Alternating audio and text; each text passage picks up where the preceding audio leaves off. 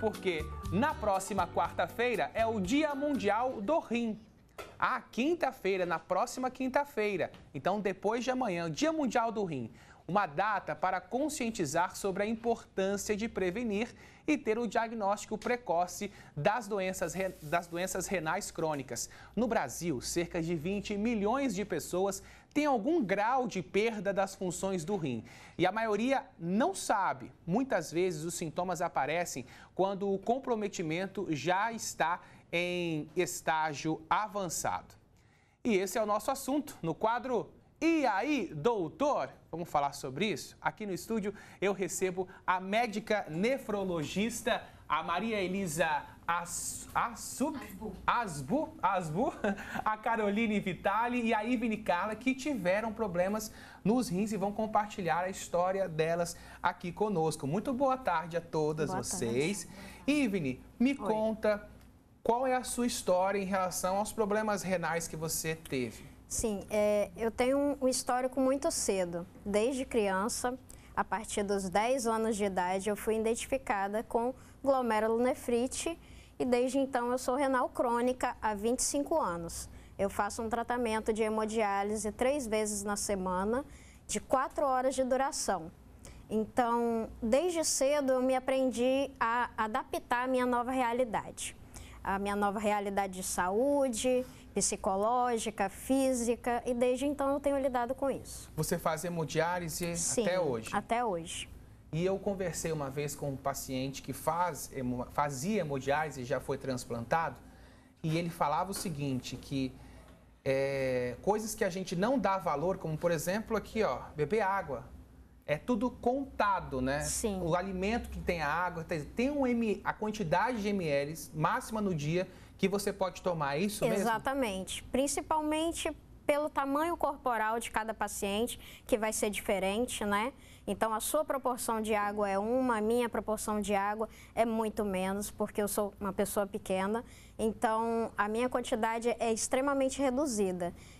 Eu preciso distribuir isso, assim como você falou, na alimentação e nos líquidos que eu tomo. Não só como a água, mas um café, um suco. Tem que ter disciplina, não é mesmo? Tem que ter muita disciplina. Agora, a Carol, ela já recebeu rins novos, já é transplantada, não é isso, Carol? Isso mesmo. Como é a sua rotina em relação à ingestão de líquidos? Depois do transplante é a vida normal. A ingestão de líquidos também eu posso ingerir como uma pessoa normal, inclusive é até bom que tome bastante água. E depois do transplante, que eu já fiz há 13 anos, eu tenho mesmo uma vida normal que eu não imaginava que seria possível ter depois do transplante. E então é mesmo uma vida normal. Tomo alguns medicamentos, imunossupressores, em razão do transplante, mas é vida normal. E Carol, o que você teve que precisou retirar os rins? Eu tive também, os médicos dizem que eu posso ter tido uma glomerulonefrite. Eu não consegui descobrir a causa, porque quando eu fui ao médico, eu estava com muita dor de cabeça e descobri que já era uma pressão alta, minha pressão já estava 18/12, por causa de uma insuficiência renal crônica, que eu devia ter há pelo menos 5 anos, mas nunca tinha sentido nada. Já tinha ido a alguns médicos nesse período, mas ninguém identificou propriamente através dos exames. Então, quando eu descobri, 15 dias depois, já tive que começar a fazer hemodiálise. E não pude fazer biópsia, foi tudo... já estava num estágio muito avançado. Fiz 10 meses de hemodiálise e depois fiz o transplante renal. Ai, que bom, que deu tudo certo, né? Graças a Deus.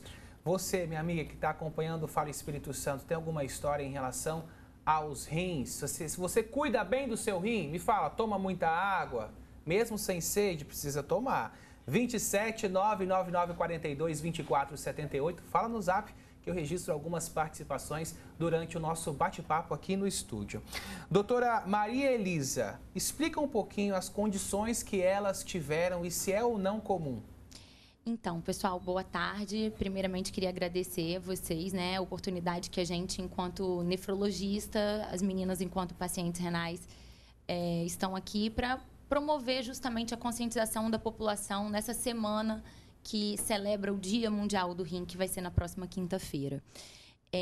Tanto Ivne quanto Carol provavelmente já tinham esse diagnóstico, provavelmente uma glomerulopatia que elas tinham, que era algo incipiente, ou seja, algo que não dava sintomas para elas, até que chegou um momento que elas tiveram sintomas importantes, né, que levaram a uma urgência de começar com uma terapia de substituição dos rins, né? Então, assim, Ivni até hoje faz hemodiálise, eu particularmente acompanho ela de perto, então posso falar que existe toda uma aderência terapêutica importante no tratamento dela. Ela é uma paciente que dá valor ao tratamento, e eu acho que não é à toa que ela está aí há 25 anos convivendo com isso, né? Já escreveu livro, enfim, é uma mulher. Eu acho que, inclusive, é legal a gente estar aqui com duas mulheres. A gente está celebrando essa semana o Dia Internacional da Mulher também, foi agora dia 8. Então, eu acho que é muito bacana a gente estar com duas mulheres de força que convivem com a doença renal, né? A Carol é uma menina transplantada que recebeu um rim de um doador falecido. Eu acho que isso é muito importante também, a gente aproveitar o gancho do Dia Mundial do Rim para também enfatizar a importância da doação, né? Da gente se candidatar como doador em alguma eventualidade. Então, ela foi contemplada com esse rim, e hoje ela é uma professora da Universidade de Coimbra, em Portugal, e está passando férias aqui com a gente. Nossa, então, que assim, chique! São mulheres que eu tenho uma profunda admiração, que por coincidência tenho a honra de ser médica das duas. E, assim, para mim, eu acho que hoje estar aqui conversando com elas de uma importância muito grande. Muito legal compartilhar sociedade. Essas histórias. Perfeito. Já temos, doutora, algumas participações e dúvidas dos nossos telespectadores no Fala no Zap. Doutora, aí a senhora fica à vontade para responder o que for possível. Claro. O Ronaldo pergunta o seguinte: boa tarde, Lucas. Eu já fiz 5 cirurgias de retirada de pedras nos rins. Posso ter alguma doença no meu organismo que produza tantas pedras? Ronaldo, tudo bem? Boa tarde. Então, você precisa procurar um nefrologista. O que está acontecendo? A gente precisa, na verdade, a urgência do cálculo renal, né? A gente vê muitas pessoas procurarem o atendimento para o cálculo renal no pronto-socorro. Aí toma uma medicação para dor, às vezes faz uma abordagem com o urologista, mas é de fundamental importância que ele procure um nefrologista para estudar essa urina dele, né? A gente precisa saber do que é feito seu xixi, Ronaldo. Tá bom? Pra gente poder te ajudar.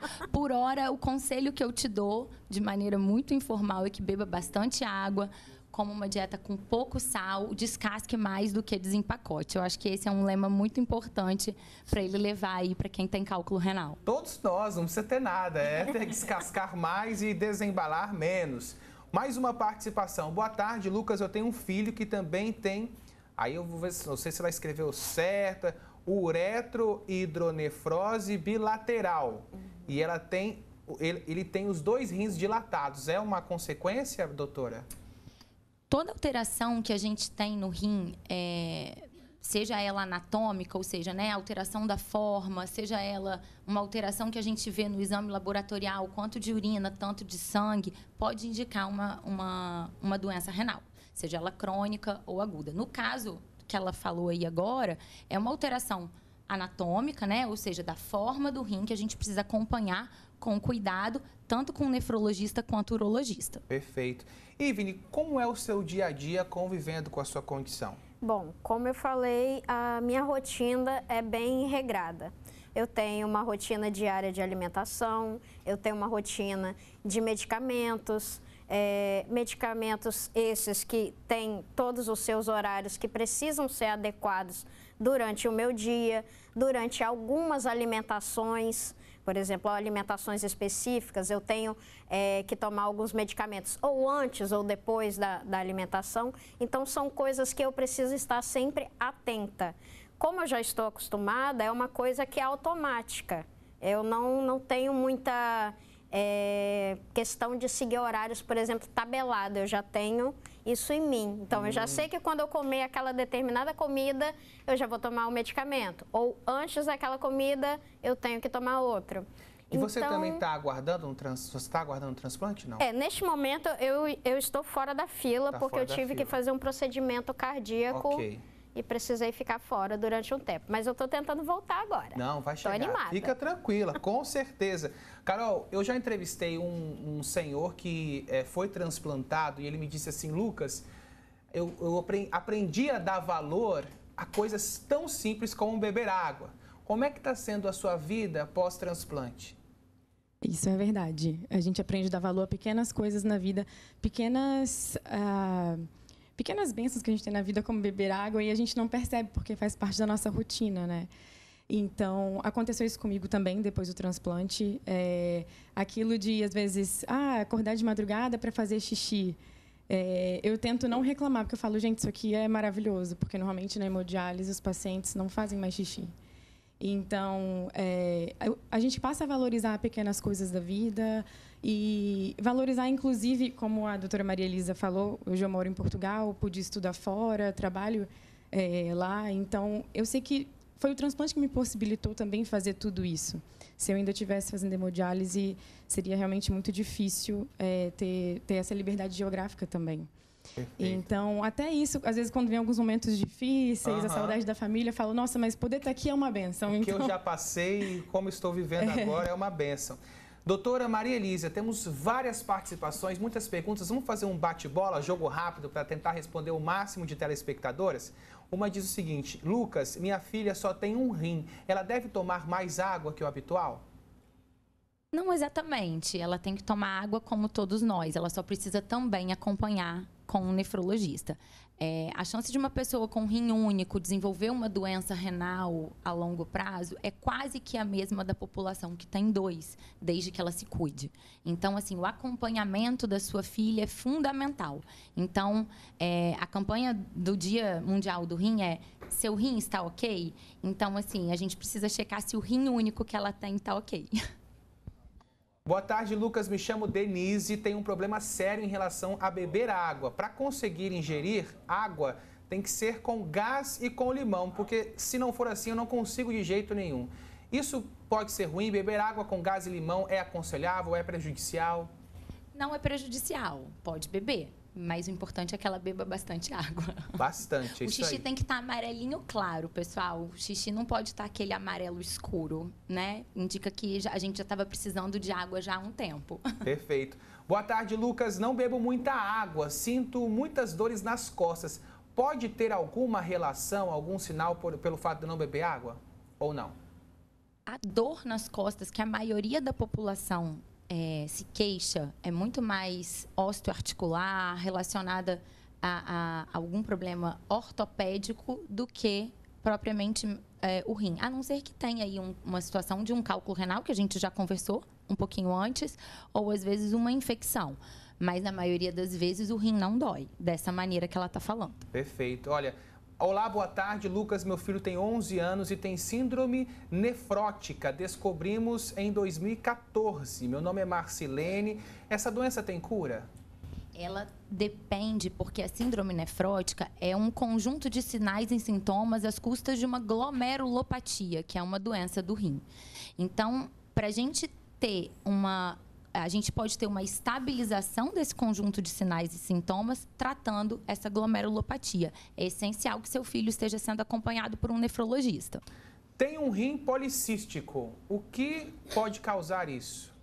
Então, a doença renal policística, ela é uma doença genética, né? E é uma das principais causas de doença renal crônica no mundo. O que é tão, assim, importante a gente destacar? É que isso acomete famílias. Então, por ser uma doença genética, muitas vezes, se eu sou portadora, eu posso ter um filho que tem também, os meus irmãos podem ter, veio do meu pai, da minha mãe, enfim. A gente vai ter aí uma sucessão dessa doença às custas, por se tratar de um problema genético. Então, assim, a pressão dessa pessoa tem que estar sempre controlada, ela deve ingerir a água com um pouco mais do que a população em geral e tem que ser acompanhada por um nefrologista. Bem, tem muitas participações aqui, doutora, muitas pessoas com dúvidas, mas eu queria encerrar o nosso bate-papo você dando a informação da importância de se beber água. Parece tão simples, tão básico, mas eu sei que tem gente que não bebe água. A minha avó, por exemplo, Dona Lourdes, vem cá, Dona Lourdes, só não bebe água, né? Só bebe suco, iogurte, por aí vai. Qual a importância de se beber água? E nos idosos, os idosos sentem menos sede. Exatamente. Eu acho que, assim, aproveitando o gancho da sua avó, a dona Lourdes, eu brinco que as idosas, passou dos 60 anos, a mulher não gosta de beber água. Ela tem um problema com o banheiro que ela vai na rua. Então, assim, por exemplo, eu tenho uma paciente que trabalha na feira aos sábados. Então, um sábado ela fala que ela não bebe água, porque ela não tem onde fazer xixi na feira. Então, ela não é um dia que ela fala que ela chega em casa e toma um copinho de água dela. Mas, ao longo do dia, ela fica o dia inteiro sem beber, porque ela tem esse problema. Então, assim, o beber água no país que a gente mora, a gente sofre constantes desidratações ao longo do dia, né? A gente mora num país tropical, Vitória está super calor. Então, assim, a necessidade da gente manter o nosso organismo, né? O nosso corpo bem hidratado é uma das